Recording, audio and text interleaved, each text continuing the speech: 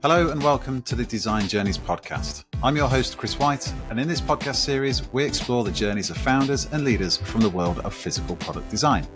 In today's episode, I'm joined by William Gordon, an award-winning, people-centric industrial designer with over 20 years' experience spanning corporate environments, startups, and non-profits. William studied industrial design at Pratt Institute before joining Kohler as an industrial designer. Since then, he's also worked for Fax Design, SC Johnson Wax, CamelBak, and today William is Vice President of Design at Blendjet, a company known for its portable blender, which has sold well over 10 million units. William's passionate about design, particularly when it facilitates relationships between people. In preparing for today's episode, he told me that design is fundamentally about people and the interactions that objects enable. His focus on product design, the design process, and user research has deepened his understanding of the importance of people in design. We'll dive into this and more on today's episode. So that just leaves me to say, William, welcome to the podcast. Thank you very much, Chris. You're very welcome. So I did all right there, didn't I? In terms of, I think you did. Stumbling you did too great. much. Not too many. Yeah. So we could, I'd say we could edit some of that out post, but when I do that, it really messes with the background. You have a future as a voiceover artist. They could turn you into an AI voice. It'd be great. Well, to be fair, if they can do that, then it saves me recording a lot. I know. Wouldn't that be great? I think someone's working on that app right now. I'm pretty sure. Yeah, absolutely. I may. I don't think there's a lot of voiceover artists that listen to this podcast, but I may have annoyed a few with that flippant comment there. But it's kind of good to say. But look, it's really good to have you on the show. We've been speaking for a little while now, haven't we? And it's good things come to those who wait. So, as we do always on this show, we'll rewind time, go right back to the beginning. So, why don't you start us off with Pratt Institute and kind of what got you into industrial design in the first place, William? Yeah, I feel like I have always wanted to be an industrial designer, even before I didn't know what it was. You know, I kind of feel like as a kid playing, I was always making and designing things in a sense, whether it was Legos or plastic model kits or drawing cars or drawing airplanes. And then my mom found an article about Art Center College in some magazine. And I learned that you could do this as a job. And it just sparked my imagination, the idea of being able to kind of be a professional inventor, to be able to, create a car, create an airplane, create whatever. Well, when I was 10 years old, that was just the coolest thing in the world. And I never looked back. I kind of was focused in an unusual way on industrial design as a path. And it's been great. I mean, I really feel like, I can create a world as an industrial designer, which is just a very special thing, to be able to touch people's lives around the world with the things that I've created, to have those things be in people's lives for years and almost be an anonymous part of their life. To me, that's very special. And as you mentioned, my philosophy on design has evolved to really focus on the relationships people have with each other and how designed objects facilitate those relationships, and how my work as a designer really is about facilitating positive relationships of people in the world. And that to me is really something I don't think I ever would have anticipated as a 10-year-old, but it's kind of how my mature self has evolved to love design at a whole new. Yeah, it's really interesting. Just that perspective on it as well, kind of how your view on what industrial design is and I guess the why has kind of evolved over time from that kind of 10-year-old vision of kind of maybe sketching and pretty pictures through to what it means to you now. Yeah. so as you just said, it was like drawing a cool car, or drawing, some sort of beautiful object, or creating something sculptural. And that's, when I went to Pratt, it was very much, I would say, an art-based approach to industrial design. And as I become older, I've realized that's kind of an old school approach to industrial design. I still think it is extremely informative to all the ideas of design being about people, because to me, aesthetics, that is fundamentally about appeal and about our sort of animal appeal of an object, or a system, or an experience is still fundamentally an aesthetic drive. And so that was very informative to me, and what I was really passionate about when I first started industrial design was the making, and really the product aspect of that. And so when I started my career at Kohler is a company that has a very deep design history, and is very into the details of design, into the materiality, into the manufacturing, into the aesthetics. And so it was a great sort of almost like postgraduate working there, being able to work at a company where the factory is literally below your desk, where the CEO does a design review with you every month, and is interested in every millimeter. It was a great education in terms of that old school industrial design I talked about, but then also connecting it to the people-centric aspect of it, of how do you create a brand? What is a brand? What is that storytelling that we do as designers? Because the other kind of philosophy I have on design, and this is is really the cornerstone of how I teach design, is understanding that designers are storytellers. We don't make anything. We make stories, right? And those stories are compelling enough that someone wants to invest money, or someone wants to produce it. But fundamentally, it's a story. Even a technical drawing is a story. And so when you understand that, and you understand what your job is as a designer is to create a compelling story, you understand that is about connecting people, because it's about connecting people to the ideas in your head.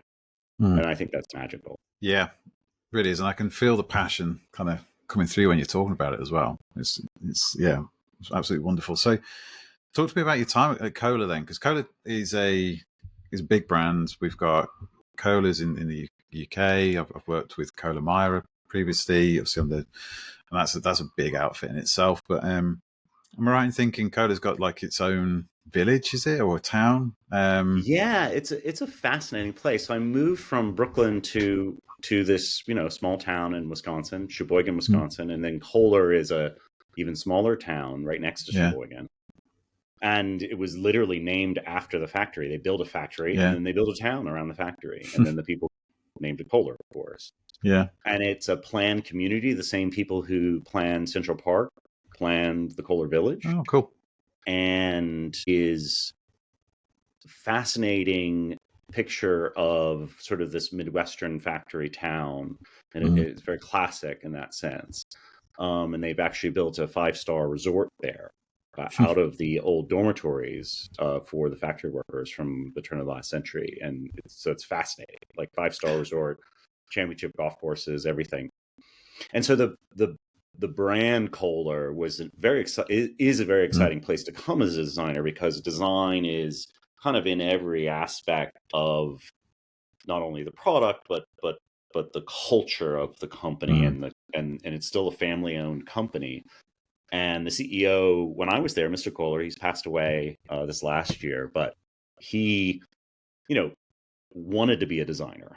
And so, which is a pro and con when you have a client who kind of wants to be a designer, but he has great taste, and he, would as I said, he reviewed all of the new product every month.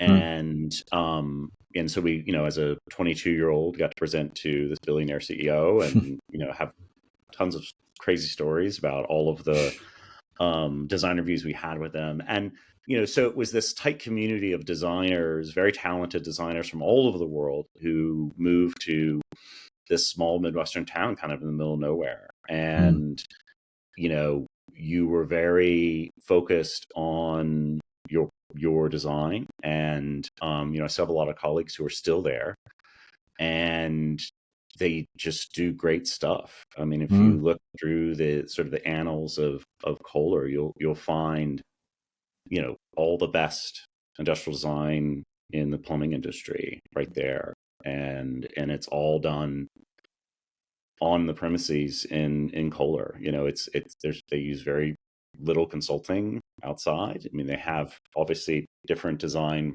groups with some of the subsidiary brands like Myra or Callista or various, Jacob Delafont or whatever. But it is, I think, a model of in-house design that is very special. And, when I was there was kind of, I think, the beginning of their sort of golden era of kind of what they are known for today, which is being a global design leader. And that was really started in kind of the early 2000s when I was there with a cohort of tremendous industrial designers. Yeah, it's fascinating. I can't imagine that kind of setup happening these days, because it's pretty hard. I mean, I think that they benefited greatly from hiring international designers who wanted to come to the United States. And so, okay, we're going to sponsor you, but you got to come live in Wisconsin, And so, or they hired, like me, they hired young, talented designers straight out of school who wanted to get their first job and were willing to move. It's much harder for them to hire, as you could imagine as a recruiter. It's much harder for them to hire mid-career designers who have already set themselves up in some other sort of urban environment or what have you. It's much harder for them to recruit those people to a rural environment. But it was a great experience. I mean, I got to pay off my student loans, and it was very cheap. And what was the best part about it, and this is what I tell my students, is move to the first job. Don't just stay. If you're going to school in San Francisco or New York or Chicago or whatever, move. Like, find the best job and move to that job. Don't stay in the urban environment just because you want to, you like the cool restaurants. Like, move. Because I was able to create, category leading products in my early 20s that were all mine. I wasn't the sketch monkey or the CAD monkey. I was the person who created it and launched it. And that's unusual to right out of the gate be able to do that type of product. And it's more unusual if you're at a design consultancy, right? If you're at a design consultancy, typically if you're a junior designer, you're not going to be working on those types of products. You're going to be an assistant. Yeah. So it is a special thing when you're able to find a company like that. And sometimes that means you have to move somewhere. Yeah, absolutely. It's a conversation I have most weeks, to be honest with you. Location is one of the biggest barriers on both sides, really, for candidates. If they're, or designers, if you're kind of fixing yourself in a particular location, then there's only so many businesses within that area, or that are going to be willing to take you on remotely or hybrid. And the same for the employers. You've only got a certain geographical area where you can pull talent from. So hindsight's a wonderful thing, but I've been in the same area kind of the majority of my life, and I'm pretty happy with how my life's turned out. But you could think how much differently it would have been had I been more open to relocation when I was younger. And there is a very special thing about and this is an unusual part of Kohler, is they still have manufacturing in the United States, right? And so to be able to, as a designer, learn about manufacturing hands-on is unusual these days, right? You have to go to China typically or Asia to be able to do that. and it has shaped that learning of being, like literally making toilets, literally being, on a foundry line, and learning from the factory workers about these different production methods has deeply shaped me as a designer, right? And it shapes me in terms of how I interact with factories that are 10,000 miles away. And That's brilliant. so I think too, the idea, I mean, I'm preaching to young designers who might be listening, is, you really need to be learning a lot about the craft of interacting with not only your coworkers and people who aren't designers, that's a huge thing, but also learning how to interact with all of these vendors, because they're the hands that are creating your thing. And so it's a collaboration. You aren't making it, they're making it. You've gone from obviously designing kind of basinware and toilets, so I'm presuming for Kohler, so ceramics. You spent a bit of time as a so that's later on actually going to be a visiting instructor at Pratt Institute, but then immediately after Kohler you joined Wax and design consultancy. So how was So I that created the transition for you? consultancy. I left Kohler, and then I moved to the Philippines, and I started consulting in the Philippines. And then, because I had a big project through the Philippine government, through their Department of Trade and Industry, designing furniture and home accessories for a bunch of exporter factories there. Oh, wow. How And so did that come about then? it was kind of an amazing opportunity. I had wanted to do design in a developmental capacity, right? I wanted to get more connected to factories. I wanted to understand kind of on the ground what the factory world was like. As a designer, you're so dependent on factories, and so I really wanted to get a lot more intimate with my understanding of that. So I had a colleague who had done a similar project with the Philippine government, and Nick Patterson, who's a great industrial designer, and he connected me with this organization. It's called CITEM, and they're really fantastic organization out of Manila, and they're Philippine government organization. They bring in designers to work with all of their factories. And so I worked with 16 different factories, designed I think it was 180 products in the 6-week period. It was an insanely compressed schedule, and I'm sort of flying all over the Philippines because they're all islands, and driving to all these remote sort of factories, and these are furniture, home accessory, and some of them are factories that produce for Design Within Reach, and some and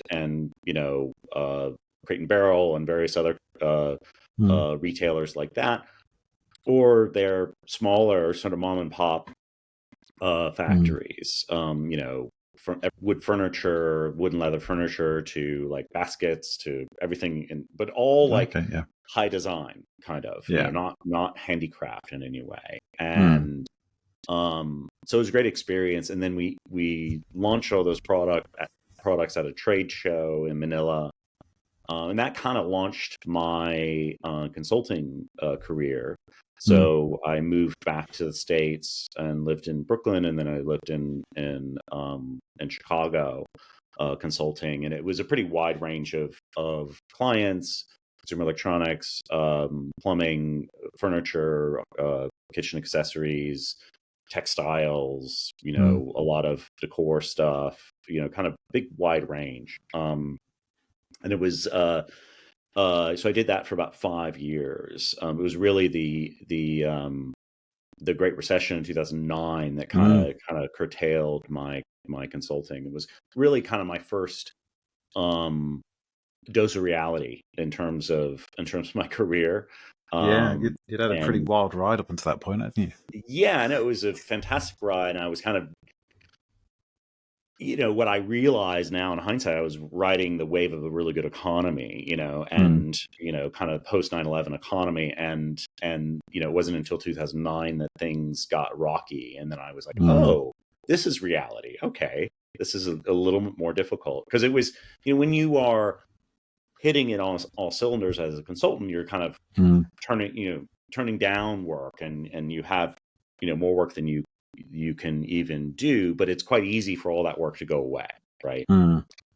And So I think, so 2009 was a difficult year, and then yeah. that year uh decided to go back corporate, and got Mm. a job at SC Johnson, which was another Wisconsin family owned company, which it was kind of Yeah. funny, ironic that I got another Wisconsin family owned company, but it was another tremendous experience.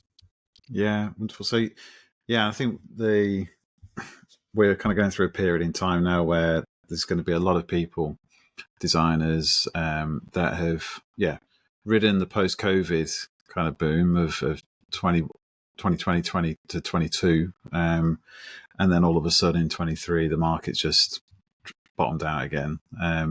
It's very, I think it was a very quick boom It this was time quick. around, but it's a very, caught a lot of people by surprise. Not just design consultancies, but recruiters as well. Like in 2022, the market was crazy. Everyone was hiring. Everyone was getting design projects, especially if you were in healthcare or consumer electronics or med tech. Like it was crazy. And then 2023 came along, and I was like, we've overhired or we've overacquired. There's consultancies were being bought left, right, and centre, and then you kind of get to the turn of this year, and there's just thousands of industrial designers, especially in the States, out of work. And it's like we were saying off air that there is hiring going on, but it's certainly a different landscape. So how did you get through that time then, or how did you kind of, did it take you a while to recognize that? I would say that for me, as I said, it was kind of my first comeuppance in my career. And I think I took it hard at first, right? And I took it very personally. And I think that to me is the trap you run into, especially creative people. Typically, they have a well-developed sense of imposter syndrome. I think most creative people do. Most people do, but creative people in particular, right? And, you really have to rely on your network. So I have a lecture that I gave my students. It's about professional development, and the sort of mantra of the lecture is always be connecting. That your career is about relationships. It's about developing and maintaining your network of uh, of, of of relationships. And I always tell people, don't be an asshole, right? Because it's a small industry, and people, word gets around, and so that connecting with people is really, as I've moved through my career, moved through the crash of 2019, it was all about my network and being able to reach out to people, asking for help. I had luckily developed relationships with recruiters, like yourself, Chris, and through the, even when they didn't have positions available, was still talking with them, so that when the sort of green, I was first on their mind. And then the other thing too that I would say is, don't be snobby about an opportunity, right? I had to take a lot of consulting work with like kitchen accessory companies that were kind of not my favorite work, and I Yeah. still have some products that I from that time that I look at and kind of makes me sort of cringe.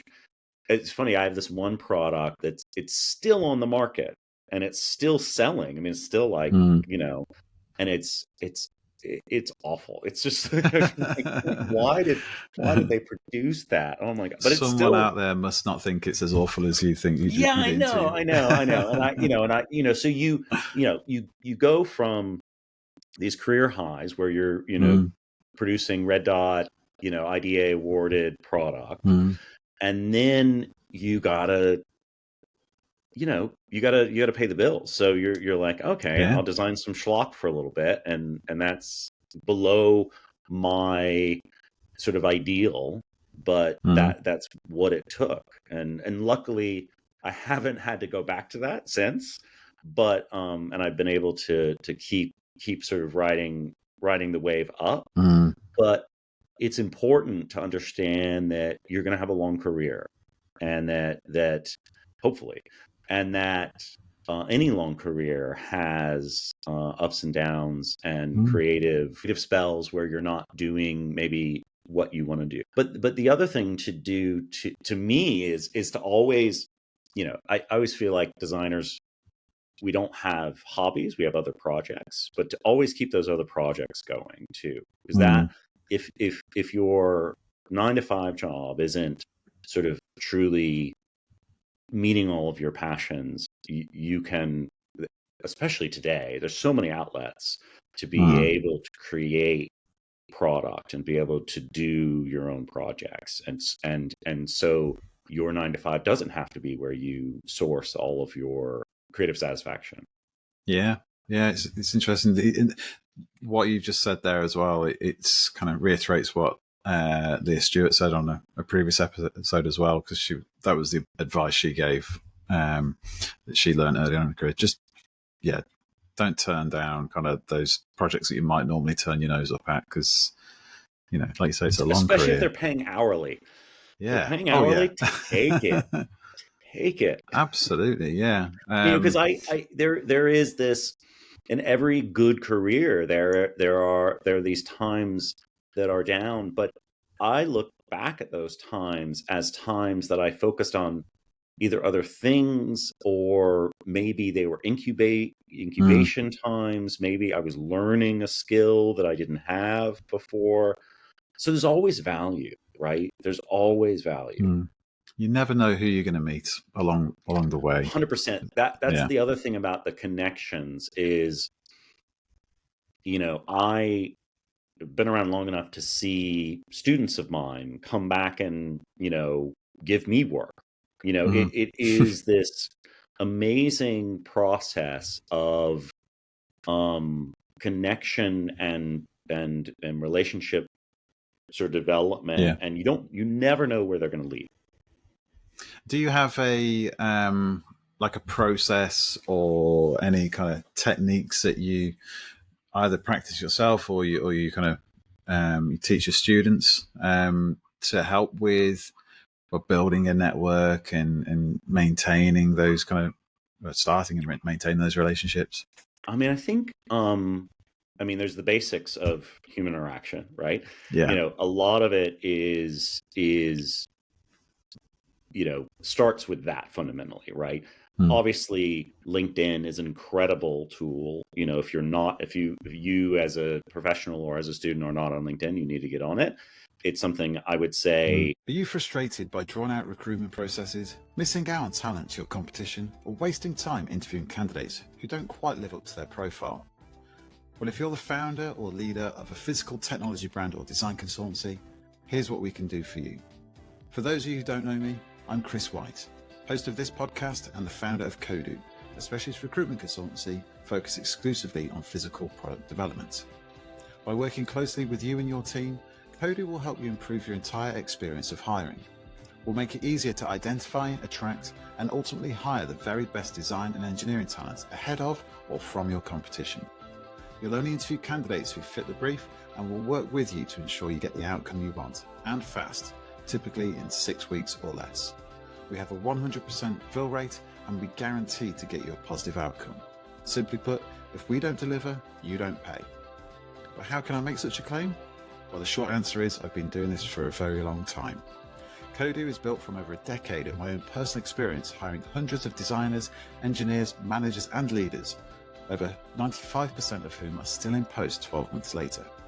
I've personally built an incredible network of thousands of professionals in the physical product design and engineering space covering the UK, US and Europe. And I've taken what I've learned over the years and put the best of that into Kodu. So if you'd like to spend less time stuck in a recruitment loop and more time doing what you love, get in touch.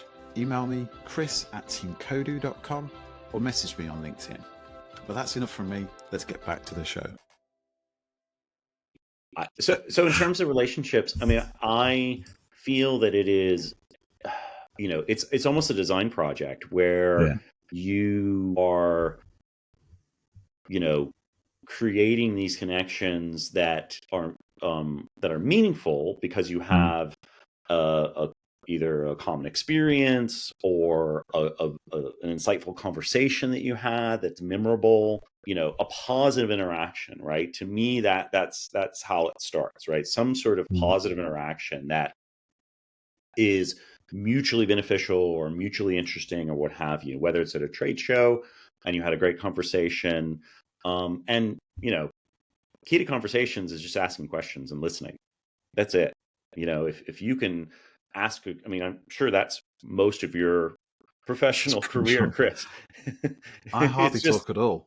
Yeah, it's just ask a question, shut up. Questions and you listen and you ask follow-ups, and it's miraculous when you do that to someone, especially in person. You make eye contact, and you laugh at their jokes or whatever. They love you and they want to interact with you more, and that's how it works. It's pretty straightforward, and I have you try to collect that goodwill, and when you've when you are at a company, what you learn is that, when you're at a company with good people, those people end up going other places. And then you now have connections with other people and you now have a network. And it's amazing how quickly that grows. It all, for me, starts with the cohort at school and then grows from there. I have obviously, people that I studied with 25 years ago that I'm still, they were in Crete this last week and their family is growing. Oh my gosh, blah, blah, blah, and that to me, beyond just developing your career, that's the heart and soul, of a career. There's a great quote from one of the patriarchs of the SC Johnson family, and he talks about the substance of what they do is the goodwill that they build. Everything else is shadow, and I absolutely believe that. Right, your project names and your projects you worked on with these people, you don't remember. Oh, what was that project name? Oh yeah, that thing. You remember the stories. You remember the trips you took. You remember the relationship you have with the person, and projects are kind of just in the background of that, and as it should be. It is never sacrifice a relationship for a project. Lots of designers are willing to do that. Believe me, I've seen it, where they're willing to throw a relationship under the bus for some aspect of a project, and it's never worth it. It's never worth it. No, like you said before, the community is very small, and word gets around, doesn't it? It's I think I've always lived my professional life and my personal life. Just try and be as nice a person as you can, because it all works out. It does, even if the product, like, I think that there, at least when I was growing up as a designer, there was this sort of thought that design, to be a great designer, you needed to be this sort of kind of creative asshole, this sort of cheap Steve Jobs sort of person, and it's just not true. It's just not how the world works. It's not actually how things get done. And I think that idea hopefully doesn't. I don't think it exists as much in this new generation of Gen Z designers. But it's something I know as a young designer I had to learn was just not reality. Yeah, there's not much space, is there, for that kind of personality. I mean, if you are that kind of Steve Jobs type kind of character, you better be bloody good, because otherwise people Yes. aren't going to follow you. And there Yeah, aren't that, I mean, I've, believe me, worked with those types of designers, and nobody likes working with them. Like, they yeah, really don't. Like, they might have a great brand or whatever, but mm. yeah, no. And the truth is, it isn't, they aren't the ones creating it. It's some nice Mm. person who works for them who's actually Yeah, doing all the stuff. That's just the truth of it. yeah, and I think I don't know. Obviously, I'm not in that position, but it can't be a pleasant experience, because surely the people that work for you in that scenario, they're in it for the game, because they know that they're not doing it for the love of the person they're working for or the admiration. Maybe they respect them from a design point of view, but it's self-serving, isn't it? They're not with you on that journey. They're there to get the experience and then use that for somewhere where elsewhere may value them or kind of be kinder to them. That's maybe a Yeah, little and bit it's no way to simplistic. live. I mean, I No. totally agree with you. It's no way to live. There's so many other environments you could go to that are positive. Yeah.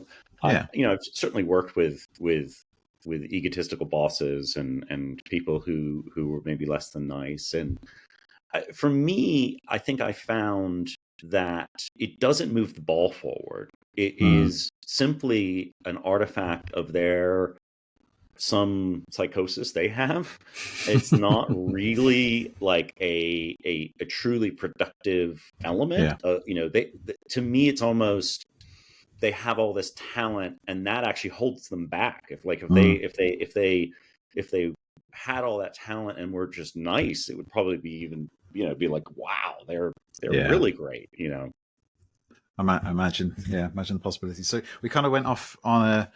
Yeah, we went off some It was. It tangents. was. It was a tangent, but it was almost planned because we talked about it previously. But let's go back to kind of your career briefly. Then we'll finish that story off. So SC Johnson Wax. So kind of household FMCG stuff. Is that right? Yeah, a lot Yeah. of consumer packaged goods. Yeah. And it was interesting because I when I went there, I was recruited there. I didn't necessarily know what industrial design in that context was Mm. like, and it really, the experience exposed me to kind of many different new areas of industrial design that I hadn't really experienced, including Mm. strategic design, um, you know, design thinking, which I, knew a lot about, but it was kind of at a different level. And Yeah. when you're an industrial designer at a company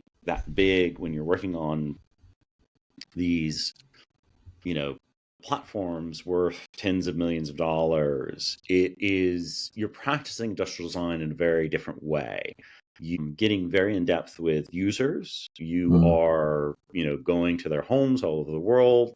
You are, again, this storytelling thing. You are trying to understand these users, understand the way they actually live, and then be able to craft a story about that world Mm. that educates people to the reality and educates people in terms of how you're going to go after their unmet needs and their hopefully unarticulated needs. And so it is hardcore design thinking, and in that regard, it is about hypothesizing, prototyping, ethnographic research, and being able to then connect that to the manufacturing base and Mm. to the business model is, to me, kind of that magic of industrial design, where it is the connective tissue that connects the business to individuals.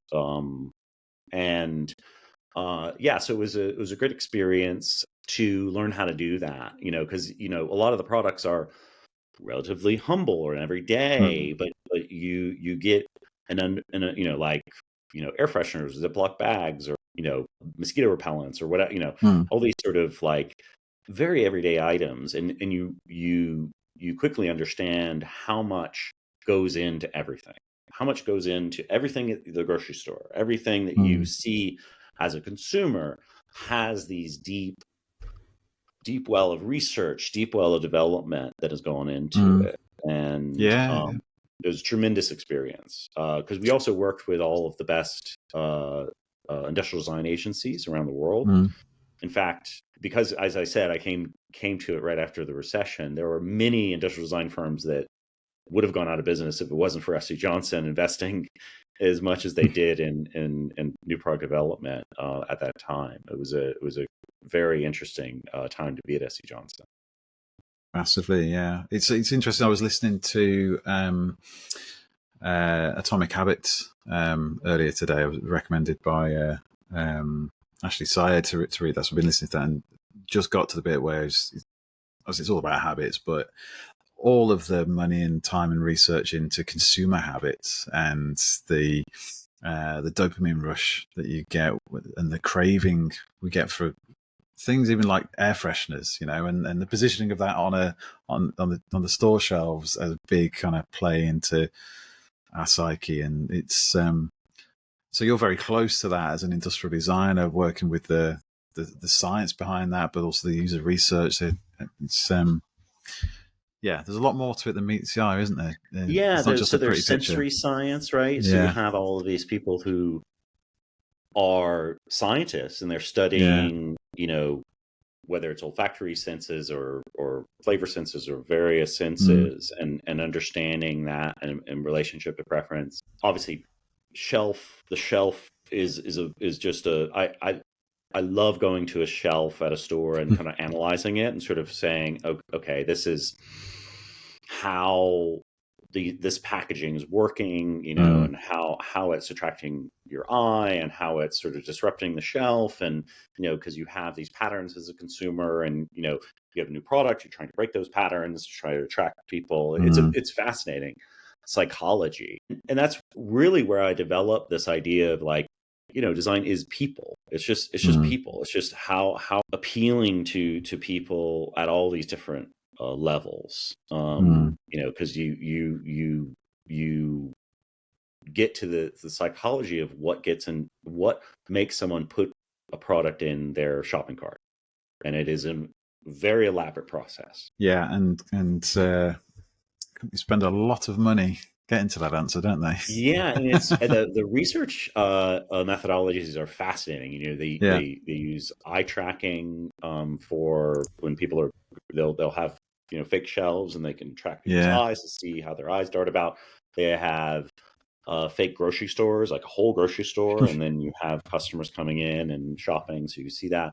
As I said, I went into literally hundreds of homes around the world, understanding how people actually live with these products and at a really fundamental level. And that's great. Seeing different cultures and how they, for instance, air fresheners in Russia, it's all about, they have these let's say in Moscow, they have these sort of Soviet era blockhouses, and the only private space is the bathroom, and they go in there to smoke. So the air freshener is about smoke, dealing with this small room where they're smoking, and it's the only private space. So it's sort of fascinating. Oh, wow. Yeah, that is really interesting. It's you've certainly seen quite a few different things throughout your time. And so I'm just conscious of the time, and we're barely kind of halfway through your career here, I guess. But should we talk very briefly about CamelBak and Blendjet? Because CamelBak, am I right in thinking, was that a startup when you joined them, or had that been going for some time? CamelBak's been around for about 30 years, and they're outdoor company, very kind of iconic outdoor company, completely new category to me. The outdoor industry, they have a mix of hard goods and soft goods, and I had never done soft goods before, and these are highly technical soft goods, used by everyone from the military to ultra marathoners. And so it's for putting water in, isn't it? It's like a backpack that you have, like a backpack that you have water, and so it could be for hiking, could be for running, could be for biking. And then they have water bottles and reservoirs and Mm. all sorts of accessories. So I came Yeah. in as the director of industrial design, kind of overseeing the whole thing, and then really learned a tremendous amount about all of those categories. And they sell, we developed a product for NASA. We have stuff for the military, as I said, and then soccer moms and kind of everything between. Yeah. So it's fascinating in terms of the breadth of product, and then also sort of the focus of hydration and carry and kind of the outdoor industry in general, which is a wonderful industry, and passion for that industry. And it's oftentimes, as a designer, especially if you're a consultant, you might be designing products that you don't use yourself. So it's really great when you have the opportunity to design products that you are passionate about. And so I use my products all the time, and that's really fun. Really, really fun. Yeah, I mean that's the dream, really, isn't it? Next to kind of seeing your products on the shelf or being used by people, it's actually using it yourself. So yeah, it's really fun. And we have drawers full of water bottles and everything else that I worked on, and it's a really fun. That was really, really fun. That's awesome. And it was a great experience. Great people. Again, broadening that relationship base to a whole new industry is also a tremendous opportunity too. Massively, yeah. So you went from lead designer with SC Johnson Wax straight into director of industrial design with CamelBak. Yep. Yeah. So how did that kind of come about then? Because that's one of a big blocker for a lot of people I speak to is they're at that either senior designer or maybe design manager level, and they're looking for the next step up. But I find it very difficult to find an employer that will take a risk on someone who doesn't have, say, manager or director or head of experience, because it's a different job, especially jumping from senior to a management role. There's a big gap there in terms of what the job is. How did that come about for you? Well, I was lucky enough at SC Johnson to have some direct reports as a lead. Okay. So that got me kind of wet behind the ears in terms of management. That was very helpful. I think teaching design was also, for me personally, very helpful, because I think I developed my management style through teaching, right? Because you've taught throughout your career, haven't you? Correct. I've taught at 3 different schools. Yeah. I taught at Pratt, and I taught at School of the Art Institute of Chicago, and currently I teach at California College of the Arts. And when you teach, you have to know what you do. It's like whenever you feel like you teach someone how to drive stick shift, you have to kind of internally understand, well, how do I do this? And be able to translate that, right? And that's really helpful being a manager, because you then have to understand how different people process information. So different people process information, are motivated differently, are just wired differently. So you have to be able, as a professor, to be able to understand that with students, and then that's very helpful for managing designers, especially. Because designers are need to feel passionate, they need to feel motivated, they need to feel safe, they need to feed all these things for them to do good work. And so that was very helpful.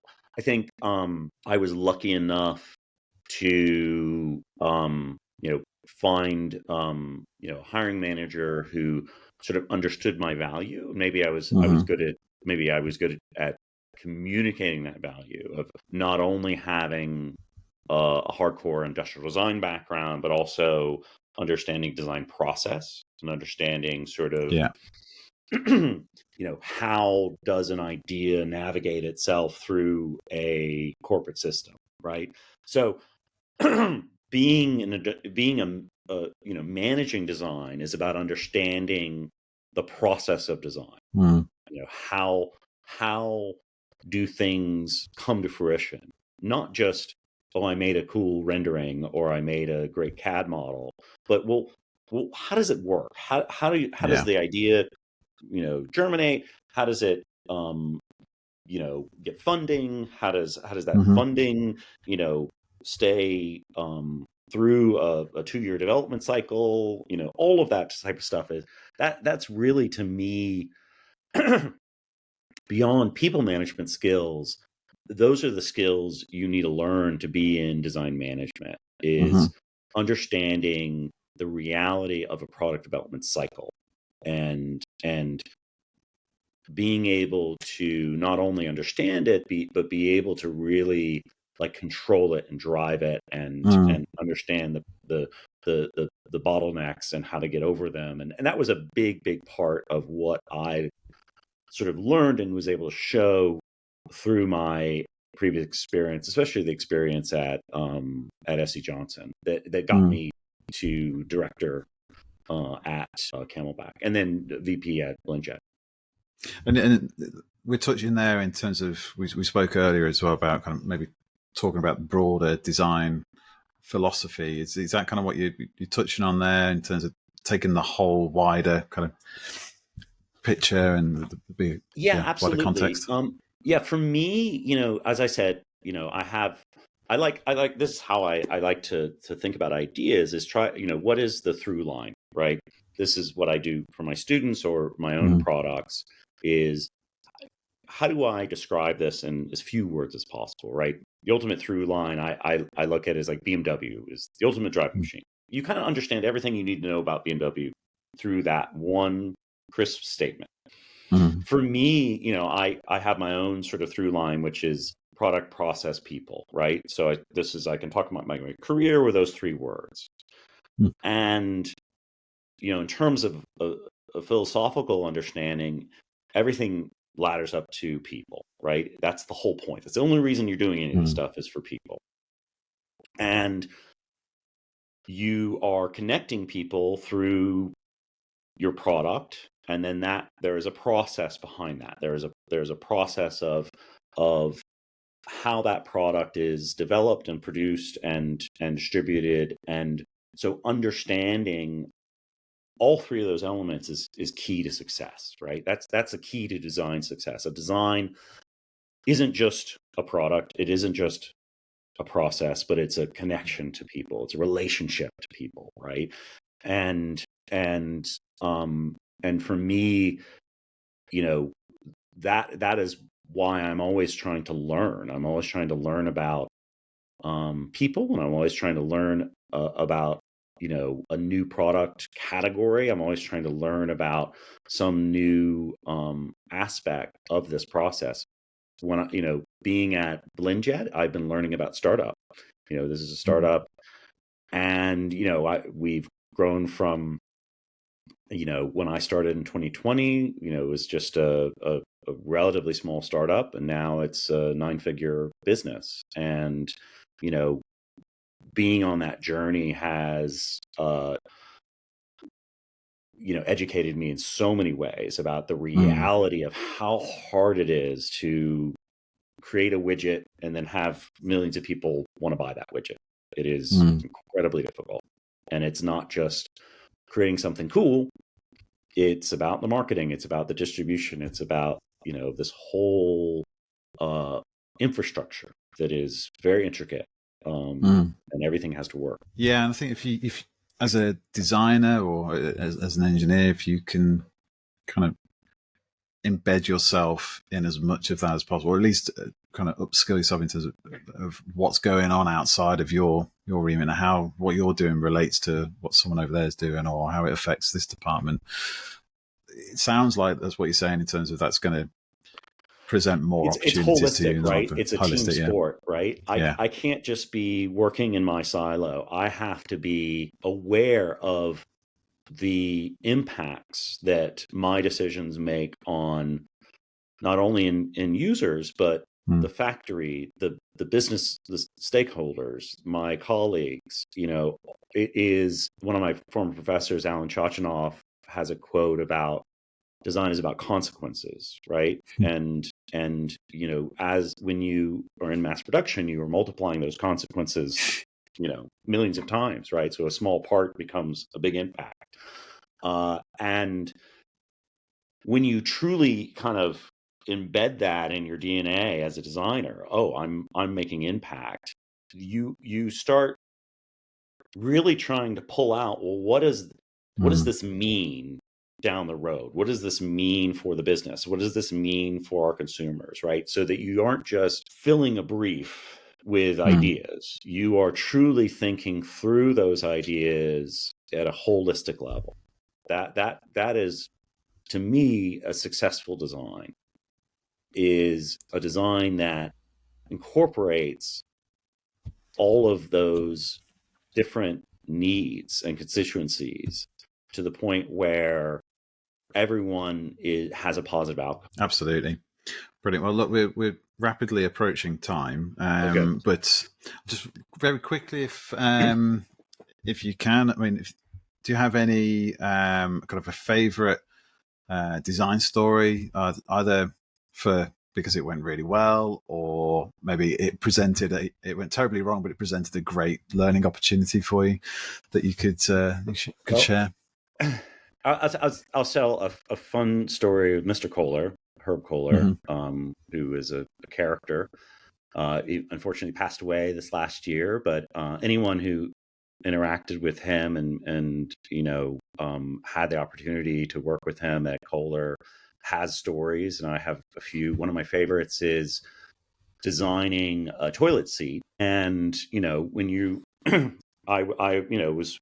we had all of this amazing technology where we had like pressure mapping, pad, and we tested all these people's butts and sort of understood where their sits bones are and created, surfacing. I'm an alias doing the surfacing. And then I'm like, we made this beautiful model showing to Mr. Kohler. And of course, he's got to try it out. And so he sits on it with his pants on. And then I go down and he's like, it's not right here. And then I'm going down with a Surform blade and carving, coming back. He's going through other things. And then he's like, oh no, it's a little bit here. And then I'm going back. Finally, after a few iterations, I'm going to take my pants off. You guys can stay or you can leave. The ultimate test. And then, we tested it. And I still, to this day, it's scarred in your retinas. This is Mr. Kohler's butt. Yeah. By pants, you mean trousers, I presume, just for the... Yes, trousers, yes. He took off, he had a beautiful suit that was now covered in yellow foam because of the dust that I had created. And then he took them off and planted his butt on the seat. Wow, there's quite some user test, isn't it? So yes, but this is what was funny is we did all of this user testing, and it kind of went out the door. Yeah, because the man who was signing the checks, it's going to be his butt that has to be. Yeah, absolutely. But you said earlier on in the conversation that all the designs had to pass by him, but literally pass. They by passed, his backside. Yes. In many ways. Wonderful. Well, look, favorite. We always ask this at the end as well, kind of quick fire questions. So, favorite books that you're reading or listening to at the moment? I love the book *Sapiens*. Okay, and it is basically a history of humanity, and it's all about storytelling and about how we are the only animal that tells stories, and that storytelling is fundamental to who we are as a species and as a culture. And it is tremendously instructive for me as a storyteller and understanding kind of society. Wonderful. And are you listening to any podcasts at the moment? Honestly, not many interesting ones. I usually listen to like either comedy podcasts or political podcasts, but yeah, I need to get into more design-oriented podcasts because that'd be a lot more interesting for me. Well, as we said earlier, actually, that's what I like. I love astrophysics, and so there's a Cool Worlds podcast. There's a English professor of astrophysics at the Columbia University. It's called Cool World, and it's awesome. Really interesting. I will check that out. Yeah, that's brilliant. So, well, wonderful. Well, look, thank you so much for spending the time with me. Thank you. We're at the end of the show now. It's the time has absolutely flown by. I think we could definitely do a double I episode. Didn't on too much. Absolutely not. No. So, well, look, if there's a final kind of parting gift, obviously this is your episode. So, if there's anything you kind of want to leave with the audience, or if there's, basically, how can people get in touch with you? Is LinkedIn probably the best way for them to reach LinkedIn out? is definitely the best way. I'm usually pretty responsive, especially if you're not trying to sell me something. I'm usually pretty responsive. If you're trying to sell me something, I might not respond as quickly, but if you're just reaching out and say hi, that's great. Awesome. And is there anyone you want to shout out to? I don't often ask this, but it's on my notes here, so I feel like I should ask. Yeah, I don't know. I don't know if anyone knows me or has met me and is listening to that. I'd love to hear from you. Well, we will share the love when the podcast goes live in a few weeks. We'll post it all over LinkedIn. So, lovely. Yeah, if you're listening and you've enjoyed the show, get in touch and share the love, because we love to hear from you. But William, it's been wonderful speaking to you. Thank you so much for your time. Speaking with you, Chris. We'll catch up soon. All right, take care. Thank you for listening. I hope you really enjoyed this episode, and if you did, please like and subscribe and tell all of your friends. In the meantime, just a quick note from me. In addition to hosting this podcast, I'm also the founder of Kodu, a specialist recruitment business focused exclusively on physical product development. For a little over a decade now, I've worked exclusively within physical product design and engineering, helping startups and established brands hire mechanical design and development talent, from midweight up to C-suite. I've worked in consumer electronics, e-bikes, femtech, medical devices, design consultancy, basically user-focused stuff. And it's the wonderful people I've met over the years that have inspired me to create this podcast. If you'd like to learn more about Kodu and how we work, please head over to teamkodu.com or message me, Chris Whyte, on LinkedIn. Thanks again for listening.